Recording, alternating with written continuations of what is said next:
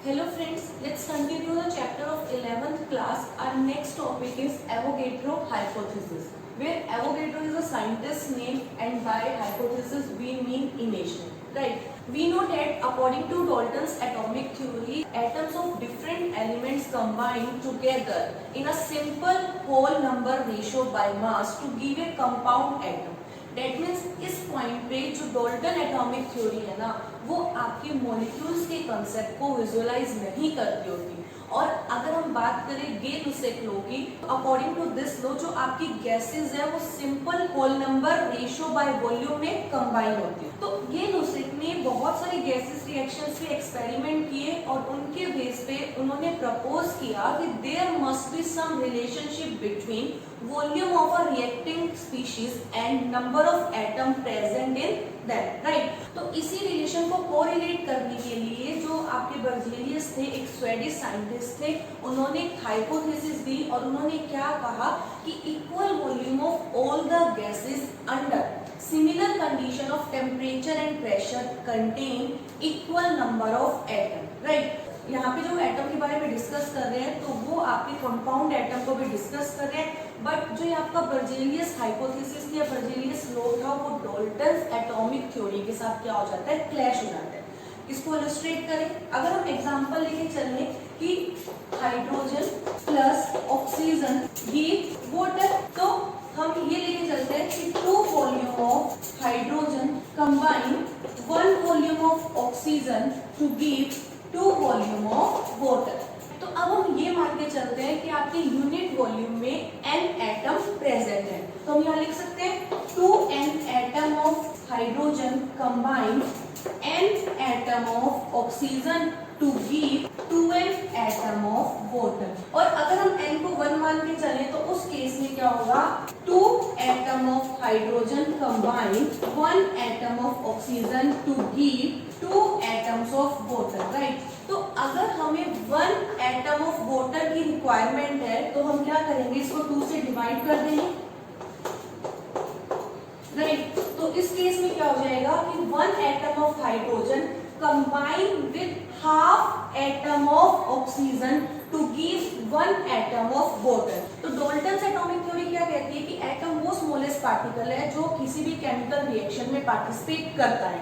That means हम atom को further divide नहीं कर सकते होते, तो ये जो आपका हाफ आया तो ये क्या कर रहा है, आपका डाल्टन्स एटॉमिक थ्योरी के साथ क्लैश कर रहा है, कन्फ्लिक्ट कर रहा है। जो Berzelius hypothesis and Dalton's atomic theory के बीच में क्लैश या कन्फ्लिक्ट आया तो इसको एवोगैड्रो जो कि एक इटालियन साइंटिस्ट थे, उन्होंने रिजोल्व किया by considering that there are 2 kind of ultimate particle present in a matter. जो आपका फर्स्ट पार्टिकल था वो क्या है, एटम, और जो दूसरा पार्टिकल है वो क्या है, आपका मॉलिक्यूल्स, राइट। तो अगर हम एटम की बात करें तो एटम वो स्मॉलेस्ट पार्टिकल्स हैं जो किसी भी रिएक्शन में पार्टिसिपेट करते हैं, बट इनकी इंडिपेंडेंट एग्जिस्टेंस में भी एग्जिस्ट और नॉट, राइट। जबकि मॉलिक्यूल्स वो स्मॉलेस्ट पार्टिकल्स होते हैं जिनकी इंडिपेंडेंट एग्जिस्टेंस क्या होती है, एग्जिस्ट करती होती है। तो अब एवोगैड्रो ने क्या किया, बर्जेलियस हाइपोथेसिस को मॉडिफाई कर दिया और उन्होंने कहा कि equal volume of all the gases under similar condition of temperature and pressure contain equal number of molecules, ना कि एटम, राइट। और ये जो आपका मॉलिक्यूल्स का कंसेप्ट है ये डाल्टन्स एटॉमिक थ्योरी के साथ क्या करता है, कॉन्फ्लिक्ट नहीं करता होता। अगर हम इसको एग्जांपल से प्रूव करें, अगेन मैं क्या ले रही हूँ, hydrogen combine with oxygen to give water, right. तो हम इसको क्या लिख सकते हैं, 2 volume of hydrogen combine 1 volume of oxygen to give 2 volume of water. तो अब हम क्या मान के चलते होते हैं कि equal volume of all the gases contain equal number of molecules, right. तो हम क्या मान के चलते हैं कि यूनिट वॉल्यूम में n मॉलिक्यूल्स प्रेजेंट है, ना कि एटम। तो हम क्या लिख सकते हैं, 2n molecules of hydrogen combine 1n molecule of oxygen to give 2n molecule of water. तो अगर हम n को क्या करें, 1 पुट कर दें तो क्या होगा, 2 molecule of hydrogen combine 1 molecule of oxygen to give the 2 molecule of water। और हमें 1 molecule of water की रिक्वायरमेंट है तो अगेन हम इसको क्या करेंगे, 2 से डिवाइड कर देंगे, 1, 1/2 और 2। तो that means 1 molecule of water को प्रोड्यूस करने के लिए 1 molecule of hydrogen and half molecule of oxygen की रिक्वायरमेंट होती है। और हमें पता है कि हम मॉलिक्यूल को सब डिवाइड कर सकते होते हैं। दैट्स व्हाई जो आपका एवोगैड्रो हाइपोथेसिस था वो डाल्टन्स एटॉमिक थ्योरी के साथ कॉन्फ्लिक्ट नहीं करता हो। अब बात आती है एप्लीकेशन ऑफ एवोगैड्रो हाइपोथेसिस, मतलब हमारे लिए कैसे यूजफुल है। अब बात आती है application of Avogadro hypothesis, that means ये हमारे लिए कैसे यूजफुल है। जो आपकी एवोगैड्रो हाइपोथेसिस है, it is regarded as the fundamental law of chemistry which play an important role to the development of chemistry. और इस लॉ को हमने क्या नाम दिया, एवोगैड्रो लॉ नाम दिया, राइट। तो अगर हम इसकी कुछ यूटिलिटी की बात करें तो सबसे पहले हमें ये हेल्प करता होता है to find the atomicity of elementary gases. Atomicity का मतलब क्या है कि किसी भी मॉलिक्यूल्स या किसी भी कंपाउंड में कितने नंबर ऑफ एटम्स आपके प्रेजेंट है। अगर मैं एग्जांपल लेके चलती हूँ O2, राइट, तो इसमें ऑक्सीजन के कितने एटम प्रेजेंट है, 2, तो इसकी एटॉमिसिटी क्या हो जाएगी, 2 हो जाएगी। और अगर मैं हाइड्रोजन को लेके चलती हूँ तो अगेन इसकी एटॉमिसिटी क्या हो जाएगी, 2 हो जाएगी, राइट। अगर सेकेंड यूटिलिटी की बात करें तो ये गेल-लुसेक लॉ को भी एक्सप्लेन करता होता है, राइट। अगर थर्ड यूटिलिटी की बात करें तो किसी भी गैस के मॉलिक्यूलर फॉर्मूले को डिटरमाइन करने में हेल्प करता है। And next it helps to determine the relationship between molecular weight and vapor density of a gas, right। next की अगर बात करें तो ये आपको molecular weight and volume of a gas के relationship में भी क्या करता है, हेल्प करता होता है। और डाल्टन और मॉडिफाइड डाल्टन थ्योरी को भी ये एक्सप्लेन करता होता है। तो these are the utilities of Avogadro law, right. अब नेक्स्ट टॉपिक की बात करें तो हमारे पास नेक्स्ट टॉपिक आता है एवोगैड्रो नंबर, जिसको हम Na से डिनोट करते होते हैं। और जो इसकी वैल्यू होती है वो किससे इक्वल होती है, 6.022 × 10⁻23, राइट। तो एवोगैड्रो नंबर को हम कैसे फाइंड आउट कर सकते हैं, according to Avogadro law equal volume of all the gases under similar condition of temperature and pressure contain equal number of molecules, right. और हमें ये भी पता है कि जो 1 मोल ऑफ कोई गैस है या 1 gram mole of any gas having the 22.4 litre volume at NTP or STP, where NTP is normal temperature and pressure और STP is standard temperature and pressure। इन दोनों पॉइंट से क्या कंक्लूड होता है कि कोई भी 1 मोल ऑफ सब्सटेंस है या 1 ग्राम मोल ऑफ सब्सटेंस है वो इक्वल नंबर ऑफ मॉलिक्यूल को कंटेन करेगा whatever the molecular weight of a substance.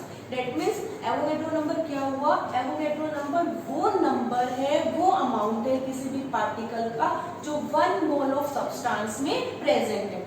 तो हम इसको कैसे डिफाइन करेंगे, this is the number of particle that present in 1 mole of a substance, right. और मैंने भी आपको बताया कि 1 मोल ऑफ गैस या 1 मोल ऑफ सब्सटेंस का जो वॉल्यूम होता है एट STP और NTP वो कितना होता है, 22.4 लीटर। तो हम एवोगैड्रो नंबर को कैसे डिफाइन कर सकते हैं, this is defined as the number of molecules which have the volume equal to 22.4 litre at NTP और STP, राइट। अगर हम बात करें हमारे नेक्स्ट टॉपिक की तो हमारा नेक्स्ट टॉपिक है एटॉमिक मास, राइट। अगेन हम डाल्टन्स थ्योरी को लेके चलते होते हैं। जो डाल्टन्स थ्योरी थी वो लॉ ऑफ केमिकल कॉम्बिनेशन को एक्सप्लेन करने में सक्सेसफुल हुई थी और इसी रीजन से हमने थ्योरी को इमीडिएटली क्या कर लिया था, एक्सेप्ट कर लिया था। बट मेन बात क्या आती है, जो आपकी थ्योरी थी वो सक्सेसफुल क्यों हुई थी, क्योंकि वहां पे एक कंसेप्ट एग्जिस्ट करता था, that is every element has its characteristic atomic mass, right. अब केमिस्ट ने क्या किया कि डिफरेंट एलिमेंट्स के एटॉमिक मास को मेजर करना स्टार्ट किया, लेकिन उन्होंने बहुत सारी प्रॉब्लम को फेस किया। तो सबसे पहली प्रॉब्लम क्या थी, जो आपके एटम होते हैं वो स्मॉलेस्ट पार्टिकल्स होते हैं, राइट। और वो इतने स्मॉलेस्ट होते हैं कि हम उसको पावरफुल माइक्रोस्कोप की हेल्प से भी विजुअलाइज नहीं कर सकते होते। अगर हम सेकेंड प्रॉब्लम की बात करें, जो कार्बन और हाइड्रोजन का मास था वो इतना स्मॉल था कि जिसको आप प्रैक्टिकली मेजर नहीं कर सकते थे, राइट। और अगर थर्ड प्रॉब्लम की बात करें तो थर्ड प्रॉब्लम ये थी कि अगर आप उस मास को मेजर कर लेते हो लेकिन ड्यूरिंग द कैलकुलेशन उस मास को यूज करना हमारे लिए कन्वीनियंट नहीं था। इस प्रॉब्लम को देखते हुए ऐसा फील किया गया कि जो आपका एटॉमिक मास है किसी भी एलिमेंट का, उसको इस तरीके से डिफाइन किया जाए कि हमें एक सिंपल फिगर ऑब्टेन हो फॉर द एटॉमिक मास। इस एम को अचीव करने के लिए हमारे पास एक ही वे था कि हम एटॉमिक मास की जगह रिलेटिव एटॉमिक मास को कंसीडर करें, राइट। तो रिलेटिव एटॉमिक मास क्या होता है? Is the weight of an element is a number which is how many times heavier than that of the atomic weight of another element which is taken as standard. That means जब भी आप कोई atom ले रहे हो जिसका atomic mass आप standard consider करके चलते हो, तो उसके उस एटॉमिक मास के विद रिस्पेक्ट टू कितने नंबर ऑफ टाइम्स आपका एटम हैवियर है या एलिमेंट हैवियर है, तो वो आपका क्या कहलाएगा? रिलेटिव एटॉमिक मास कहलाएगा, राइट। अब रिलेटिव एटॉमिक मास को फाइंड करने के लिए हमारे पास डिफरेंट स्केल्स आए थे। तो सबसे पहला स्केल आया था वो क्या था? Hydrogen scale, right. तो हाइड्रोजन स्केल के अकॉर्डिंग किसी भी एलिमेंट का जो एटॉमिक मास था वो एक नंबर का वो कितना टाइम हैवियर है atomic mass of an hydrogen atom, right. तो हम इसको कैसे लिख सकते हैं? Atomic mass of an element is equals to mass of one atom of element divided by mass of one atom of hydrogen, right। But hydrogen जो scale था वो आपका ज्यादा पॉपुलर नहीं हुआ था। जब आप ऑक्सीजन को as a standard element consider करने लगे तो आपका जो हाइड्रोजन स्केल था वो पूरी तरह आपका क्या हो गया था? अवॉइड किया गया। तो नेक्स्ट जो हमारे पास स्केल आया था वो क्या था? Oxygen scale. तो ऑक्सीजन स्केल के अकॉर्डिंग हम एटॉमिक मास को कैसे डिफाइन करेंगे? Again this is the atomic mass of an element which is relative to the atomic mass of an element of oxygen which is taken as 16, right। तो इस case में हम atomic mass को कैसे find out करेंगे? The atomic mass of an atom is equals to mass of one atom of element divided by mass of 1/60 atom of oxygen.